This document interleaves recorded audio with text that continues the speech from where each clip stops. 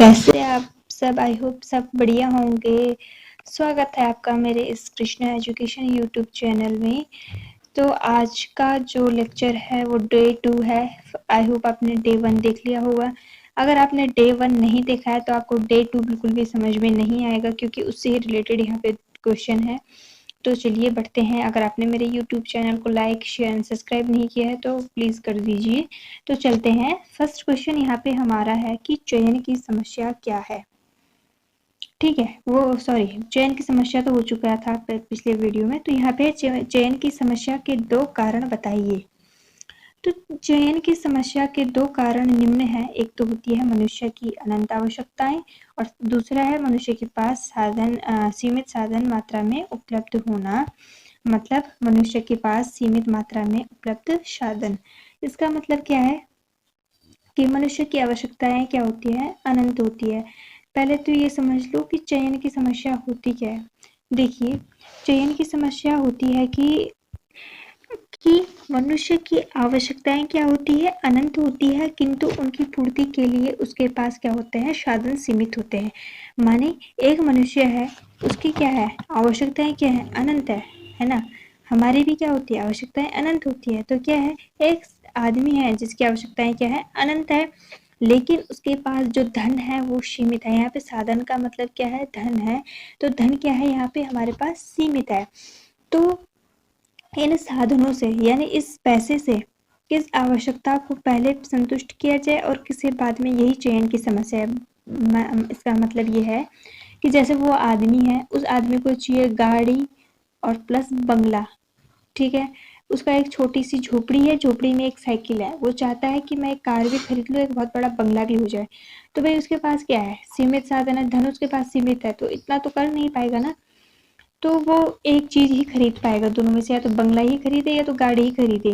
तो यही क्या है उसके पास, कि यही उसकी चुनाव की समस्या है कि किस आवश्यकताओं को पहले पूर्ण करे। या तो पहले गाड़ी ले ले या तो पहले मकान ले ले, दोनों में से एक ही कर ले। तो यही यहाँ पे चुनाव की समस्या है। तो इसका कारण पूछ रहा है कि कारण क्या हो सकता है चयन की समस्या का, कि कारण क्या है। तो इसका कारण क्या है कि उसकी क्या है, एक तो मनुष्य की अनंत आवश्यकताएं होती है और एक होती है मनुष्य के पास सीमित साधन यानी सीमित धन। ठीक है, आई होप आपको ये भी समझ में आ गया होगा। तो बढ़ते हैं थर्ड क्वेश्चन की ओर, सॉरी सेकंड क्वेश्चन की ओर। सेकंड क्वेश्चन है आर्थिक समस्याओं का अर्थ बताइए। तो आर्थिक समस्या से पहले आपको पता होगा कि आर्थिक क्रियाएं क्या होती है। तो आर्थिक क्रियाएं क्या होती है कि जो धन प्राप्त करने के लिए की जाती है। धन प्राप्त करने के लिए हम जो भी क्रिया करते हैं वो सब हमारी क्या आती है? आर्थिक क्रियाओं के अंतर्गत आती है। तो यहाँ पे अब है कि आर्थिक समस्याओं का अर्थ बताइए। तो क्या है? असीमित आवश्यकताओं, सीमित साधनों एवं उनके वैकल्पिक प्रयोग के कारण उत्पन्न चयन की समस्या क्या है? आर्थिक समस्या है। यानी असीमित आवश्यकताएं, यानी जैसे मैंने ऊपर वाले एग्जाम्पल में बताया आपकी कि मनुष्य की आवश्यकताएं अनंत है और सीमित उसके पास क्या होते हैं? साधन होते हैं, एवं उनके वैकल्पिक प्रयोग के कारण। वैकल्पिक प्रयोग मतलब क्या हुआ? देखो यहाँ पे वैकल्पिक प्रयोग का मतलब समझ लो, वरना आगे भी बहुत परेशानी हो सकती है। कि वैकल्पिक प्रयोग देखिए यहीं पे समझा देती हूँ मैं आपको।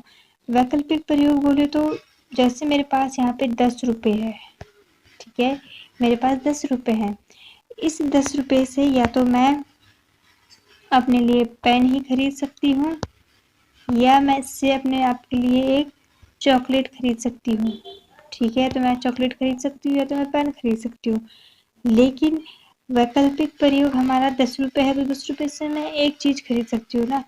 तो अब ये मेरे ऊपर डिपेंड करता है कि मैं क्या करना चाहती हूँ। मेरी आवश्यकता तो है, तो मैं क्या करूँगी? पहले मुझे पेन चाहिए क्योंकि कल मेरा एग्ज़ाम है। चॉकलेट तो मैं दूसरे दिन भी खरीद लूँगी। तो यही वैकल्पिक प्रयोग होता है कि उस 10 रुपये से हम क्या क्या खरीद सकते हैं। ठीक है, तो उनके वैकल्पिक प्रयोग के कारण उत्पन्न चयन की समस्या आर्थिक समस्या है।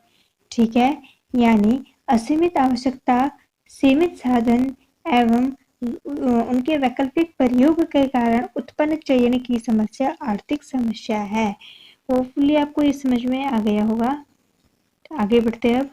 अब हमारा यहाँ पे थर्ड क्वेश्चन है, उपभोग से क्या आशय है। उपभोग से क्या आशय है।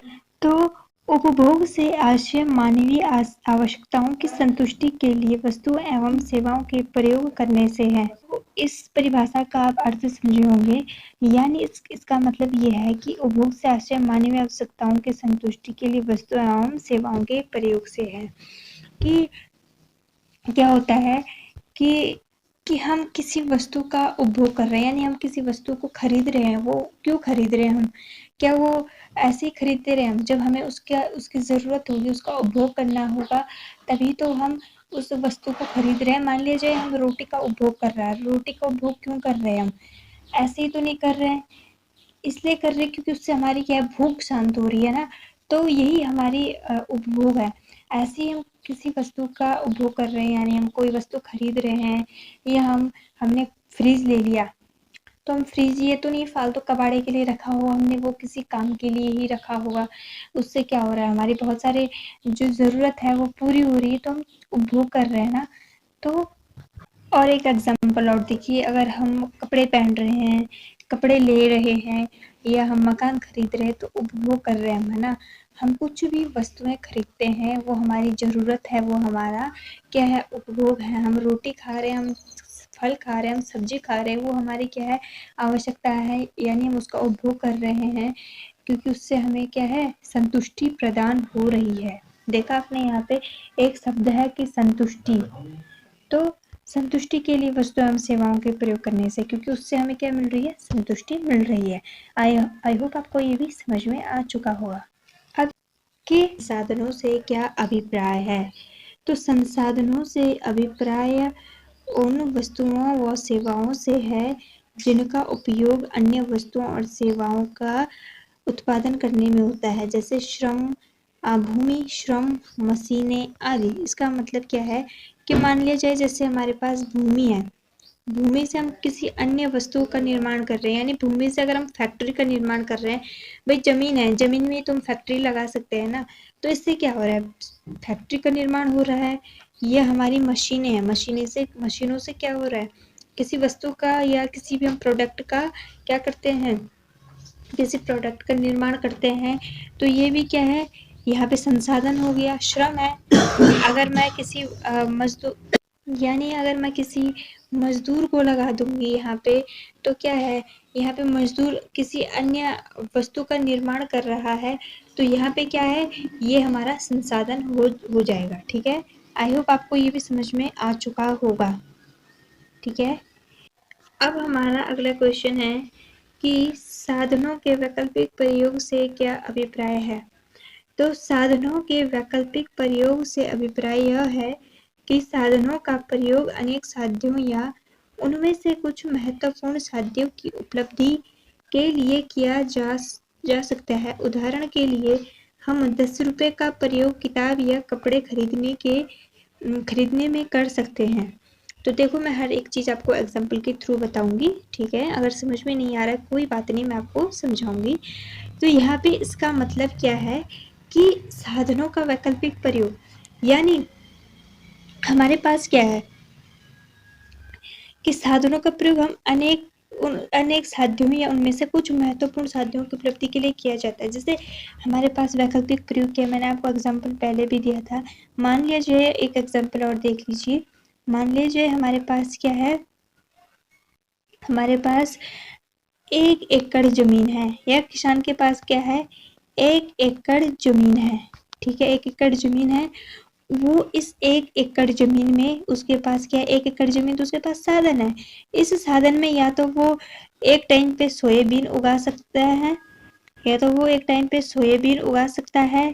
या वो एक टाइम पे क्या कर सकता है, या तो वो चावल उगा सकता है, या तो वो गेहूं उगा सकता है। मतलब एक टाइम पे वो एक ही फसल उगा सकता है ना। तो यही हमारा वैकल्पिक प्रयोग है कि हमारे पास साधन तो सीमित है, तो उससे हम क्या करेंगे, एक टाइम पे हम एक ही फसल को उगा सकते हैं। ये तो नहीं सबको मिक्स करके लगा दिया, ये तो हो नहीं सकता। तो यही है कि वैकल्पिक प्रयोग, यानी कि हम एक ही जो हमारे पास एक साधन है उससे हम कुछ कुछ भी कर सकते हैं। बोले तो हमारे पास जैसे 10 रुपए हैं, पहले भी एग्जाम्पल दिया था, जैसे कि हमारे पास 10 रुपए हैं, इस 10 रुपए से हम या तो बुक खरीद सकते हैं, या हम चॉकलेट खरीद सकते हैं, या हम कपड़े खरीद सकते हैं, या हम पेन खरीद सकते हैं, लेकिन खरीदेंगे हम एक ही। ये तो नहीं इससे सब कुछ आ सकता है, तो इससे हम एक ही चीज खरीद सकते हैं। तो यही हमारा वैकल्पिक प्रयोग है। ठीक है, अब ये भी समझ में आ गया होगा। अब हमारा यहाँ पे लास्ट क्वेश्चन है, मोस्ट इम्पोर्टेंट, कि उपभोक्ता किसे कहते हैं। ठीक है, उपभोक्ता किसे कहते हैं। तो जब एक व्यक्ति अपनी आवश्यकता की प्रत्यक्ष संतुष्टि के लिए किसी वस्तु को खरीदता है तो वह उपभोक्ता कहलाता है। उपभोग और उपभोक्ता, देखिए उपभोक्ता, जब एक व्यक्ति अपनी आवश्यकता की प्रत्यक्ष संतुष्टि के लिए किसी वस्तु को खरीदता है तो उपभोक्ता कहलाता है। देखिए हम सब उपभोक्ता है। हम दुकान में जा रहे हैं, तो दुकान में जा रहे हैं, हम कुछ सामान खरीद रहे, तो हम उपभोक्ता हुए ना, उपभोक्ता वर्ग हुए हम। मान लीजिए वो दुकानदार भी किसी अन्य होलसेल से, किसी कहीं से भी वो क्या खरीद रहा है, सामान खरीद रहा है, तो वो भी क्या है, उपभोक्ता है। ठीक है, हमने एक पेन खरीदा तो ग्राहक के लिए हम क्या है, उपभोक्ता है। ठीक है, तो उपभोक्ता है। और अगर हमने जो सामान लिया है उसका हम क्या कर रहे हैं, उपभोग कर रहे हैं। दोनों में डिफरेंस समझ चाहिए, कंफ्यूज ना होइए कि उपभोक्ता उपभोग क्या है। उपभोग क्या है कि जो हमने प्रोडक्ट खरीद रहा है उससे हमें कितनी संतुष्टि मिल रही है, ये तो उपभोग हो गया। और उपभोक्ता वो हुआ कि जो सामान खरीदने वाला है वो हमारा क्या है, उपभोक्ता है। तो आई होप आपको ये भी समझ में आया होगा लास्ट में। और डेली हम 5 से 6 क्वेश्चन करेंगे, इससे ज़्यादा नहीं बढ़ेंगे क्योंकि ज़्यादा उससे आपको लोड पड़ेगा। इसके बाद हम 5 और लाएंगे जो कि मोस्ट इम्पॉर्टेंट होगा।